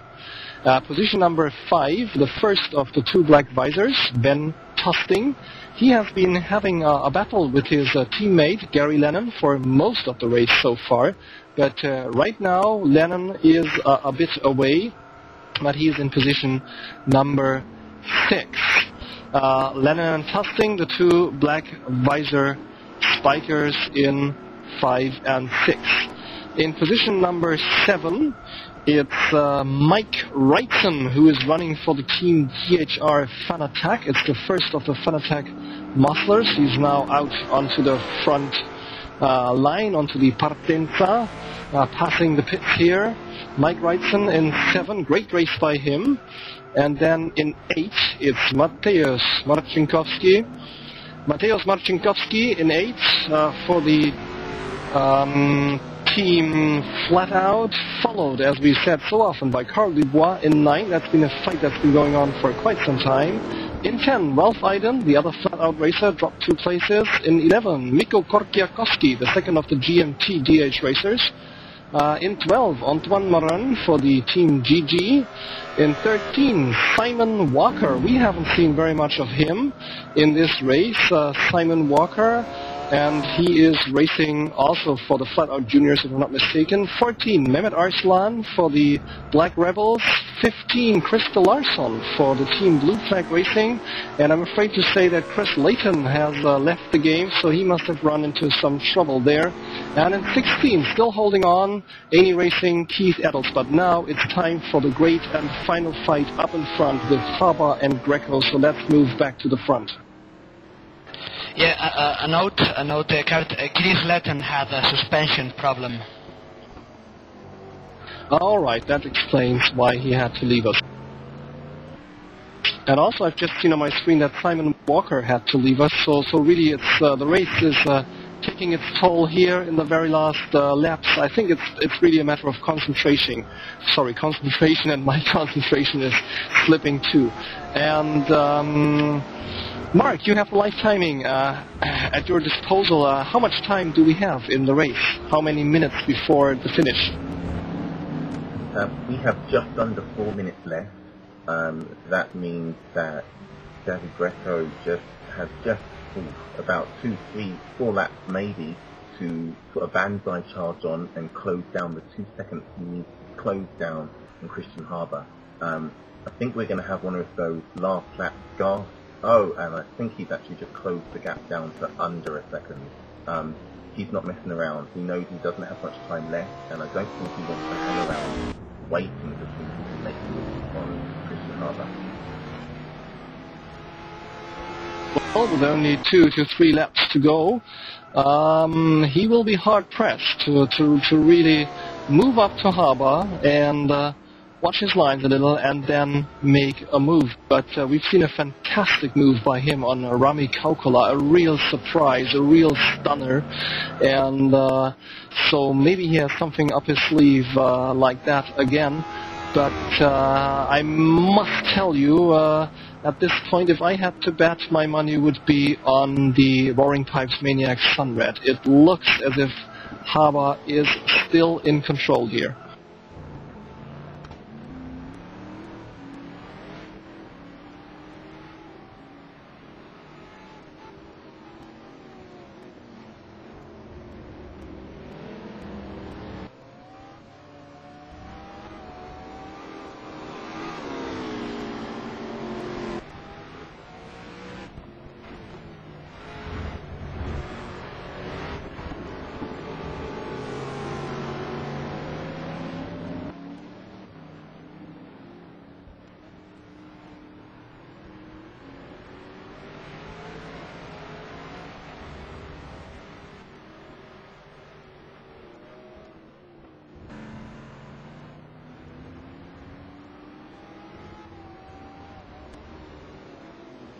And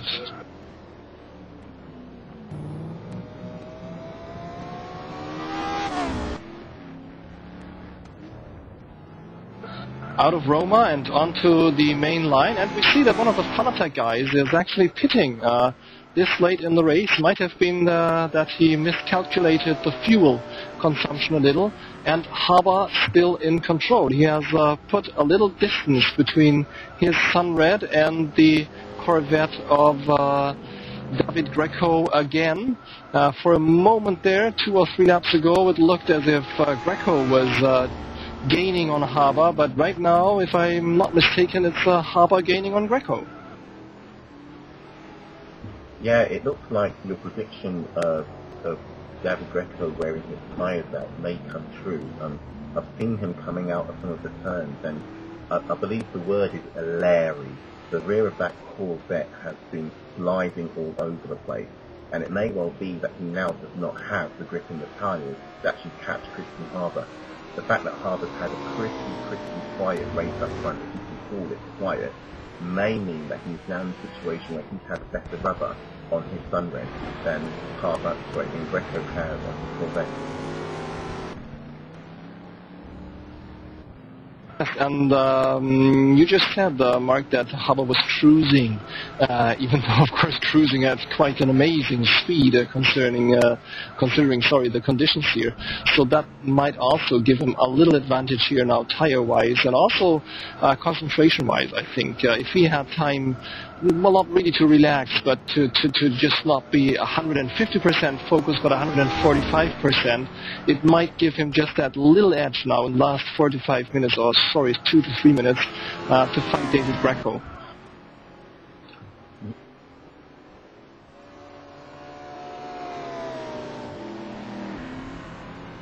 Yeah, I think you're right there, Eckhart. I mean,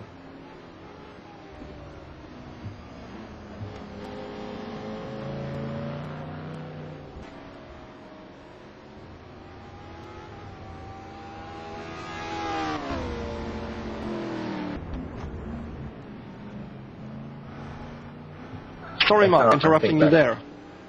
Yeah, I think you're right. I think Cristian Haba has this race. David Greco is going hell for leather to take the win. It means he's actually leaving the track surface as well. There's a lot of grass in the air filter of that Corvette. He's running off track. He really wants to win, but I think Cristian Haba hasn't had to concentrate as hard. He hasn't had that adrenaline rush of trying to chase someone or run from someone. And it may well be that now that there's less than a minute to go in this race, that Haba is just going for the line. He knows he's won. He knows he just has to stay on the track. With a second gap, there's no way that Greco should be able to now catch him and pass him before the checkered flag flies. There's some cars in front about to be left, but hopefully they seem to be so far away that that is not going to get in the way of the racing of the two race leaders. And also, I guess most of the guys here on the track would definitely realize at this point that this is now the very last lap for Cristian Haba, very last lap for David Greco, and they shouldn't interfere at all with the racing here at the top. And you can see that Kaukola has definitely dropped back. I think he really decided there's absolutely no use trying to follow Greco and Haba there. I mean, Kaukola is an extraordinary fast racer, but these two here are in a class of their own. So I think for Kaukola at this point, it's more like watching that fourth position GMT-DH racer doesn't get close to him, and he stays in position number 3. Haba now, possibly for the last time, approaching turn 6. That's where Greco pulled off his magic stunt. Running a little wide here, Haba. Running a little wide. The worst turn we've seen from him in the last few laps. The only time I've seen him actually having a little problem, missing his brake point a little. And now they're approaching the two very tight hairpins before moving off towards Roma.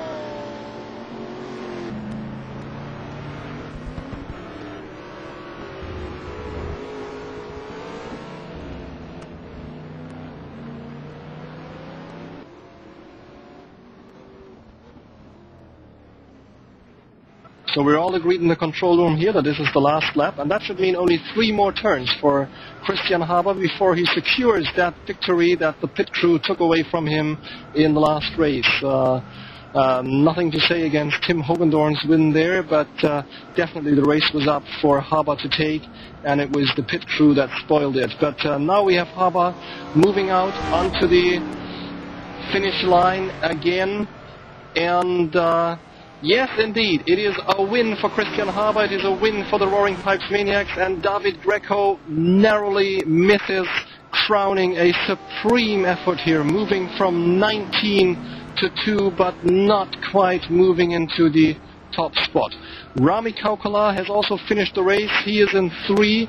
Great result for the Roaring Pipes Maniacs, and Panu Ronkainen at this moment in time, he's in Roma now, he should be about to cross the finish line any second, and there he is, Panu Ronkainen, and he is in 4. Brilliant result for GMT-DH Racing.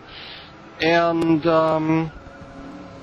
in 5 we have Ben Tusting, in 6 Gary Lennon, in 7 Mateusz Marcinkowski, still defending against Carl Dubois. And Jose, can we move to that fight please? It's Carl Dubois fighting Mateusz Marcinkowski. Oh, brilliant. And we just saw, maybe you just didn't see it, but maybe we just switched there, Carl Dubois actually running wide a little. It's a massive fight here to the last second after a 90 minutes race.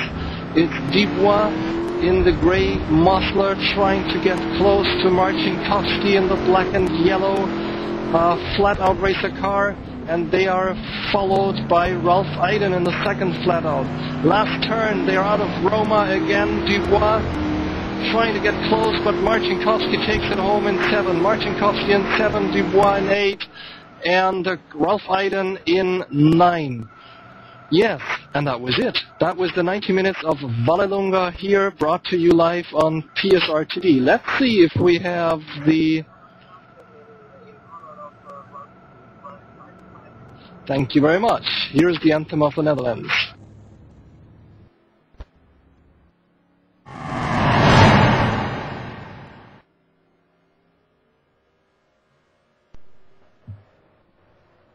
Well, I think that was an absolutely amazing performance by the Roaring Pipes Maniacs. Both Haba and Kaukola did their teams proud, but the driver of the day was David Greco coming up through the grid and finishing in second place.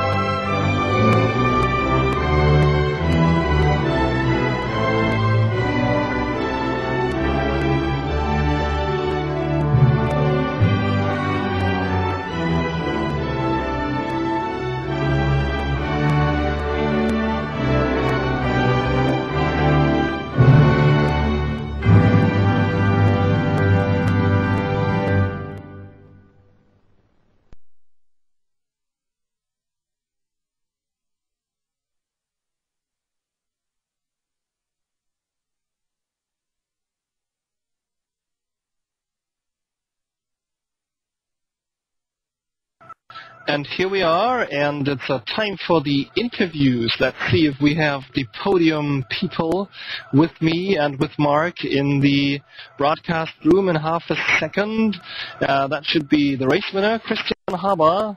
Should be second place, David Greco of the Breck Rebels, and should be third place, Rami Kaukola. And anyone still with me?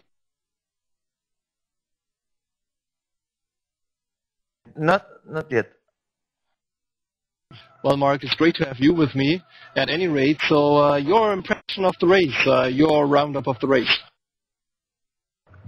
I think that was Sim Racing Team Challenge at its best. We had a fantastic team performance by the Roaring Pipes Maniacs, and I think they demonstrated why they did so well last year. You had Cristian Haba just in control of this race from lap 1. That was control personified. And Rami Kaukola, backing him up as his wingman, did a fantastic job to finish on the podium as well. I think if you were going to split the award for driver of the race, I think you've got an equal shout for Cristian Haba and for David Greco.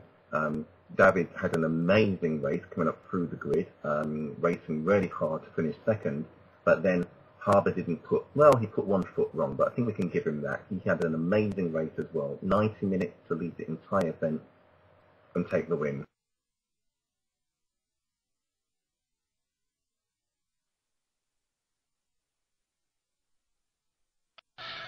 Yeah, thank you very much. Thank you, Mark. I definitely share your impression of the race. And here we have the guy that you said was at least co-man of the race, Cristian Haba. Congratulations for your win here in the STC at Vallelunga. Tell us a bit about your race, Cristian.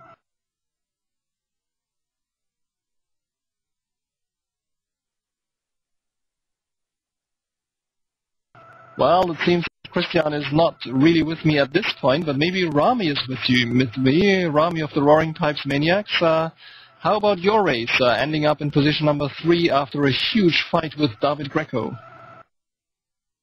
Yes, it was a pretty good race, so I was a little bit slower, so...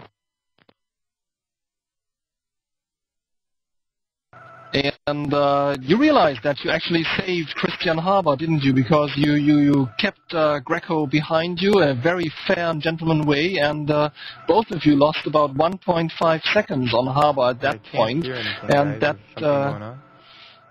that gave Greco the disadvantage that he couldn't really attack Haba in the last few laps. Did you realize that at the time, Rami? Yes, I was trying to keep him behind for me as long as I can. So I did my best.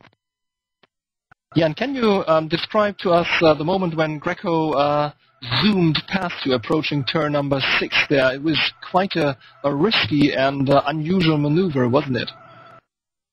Yes, he was really close to my car, so I actually think he's going to crash my car, but he was able to go outside, so that was good. Yeah, it looked awesome on the screen, and I wonder if Cristian is with us now, or are we facing some technical problems here? Cristian Haba, can you hear me? Yeah, I'm with you guys. Well, that's great. Cristian, congratulations then to you finishing the race in number 1. We've just heard from Rami that he was acting as your wingman, taking a bit of time out of David Greco. And were you together on TeamSpeak and talking about strategy in the race? No, I usually don't like to talk on TeamSpeak at all. I keep it to a minimum. I just say what fuel I have, and then I focus on the job. So whatever Rami did, I appreciate it a lot because I was not at my best today. And the pit strategy this time worked perfect for you, or was there another problem that we saw at A1? Yes, there was a problem. It was just me forgetting to press confirm on my pit settings, and I lost about 7 seconds. Oh dear. Here's my advice. You're a super fast guy, but maybe you should train the pit stops before the next race. That's good advice. I'll take it. All right. So congratulations to you. Congratulations to Rami. You have a perfect team result here. You've scored 25 points for position number 1 and 21 points for position number 3. So overall, that's 46 points plus 1 point for your pole position gives you 47 points, which is quite a brilliant result, isn't it? Yeah, it is very good. As I said, I wasn't in top shape at all today, and my qualifying lap suffered as well. But I was glad to take the pole. I was a bit surprised not to see David up in the top 3, up there with me and Rami. I don't know what happened there, but he had a great race, so congratulations to him as well. And congratulations to my teammate Rami. He did an amazing job. Thank you. Thank you, Cristian.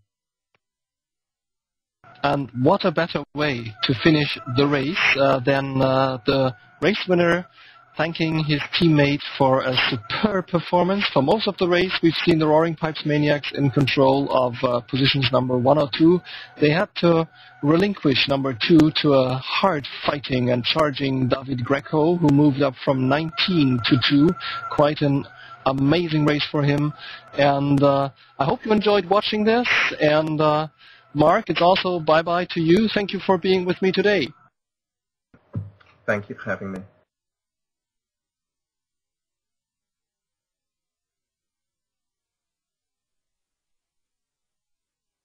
Thank you, guys. Bye-bye. Bye-bye. Bye to the 2 Roaring Pipes Maniacs. And Mark, a last word from you? Yeah, Cristian Haba won this race at an amazing pace, and he wasn't having a good day.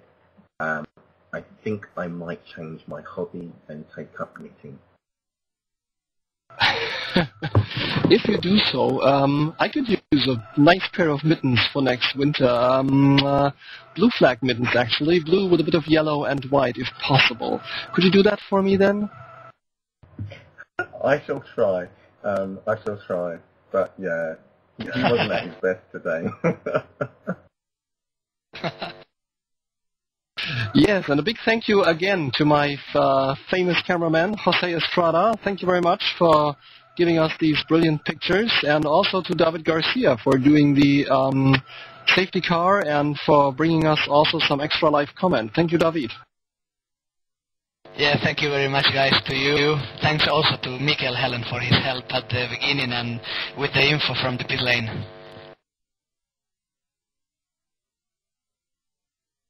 I also want to thank you guys for the great work you always do. Also, Mark, I heard you have done a pretty good job. Do you think to be commenting next race also? I hope that Eckhart will invite me back for some of the races where I'm not going to be behind the wheel. It was great fun. It's great to actually be with you guys in the box. Commentate on the race. It's a completely different experience. So I hope so, as long as I don't take over the show and Eckhart has to fire me. It would be nice. Again, thanks, guys. I'm going to watch the replay tomorrow, and well done. See you. Yep. See you folks here. That was race number 5 on the calendar, but race number 4 that actually took place of the STC, the Sim Racing Team Championship, brought to you by GameHosters.net and also by the Black Rebels. It was their home race here at virtual Vallelunga in rain. And next Thursday we're back with the race of the GT Pro, and let's see how these massive beasts make it through turn 10 through my favorite Tarantino. And right now it's your friendly voice, Eckhart von Glan, saying bye-bye, and big thanks to all the guys who helped me out today, and definitely, Mark, I'll have you back whenever I can, and if you're not knitting, we'll probably be on the microphone again. I'd be more than happy to have you back. So, bye for now. Cheers.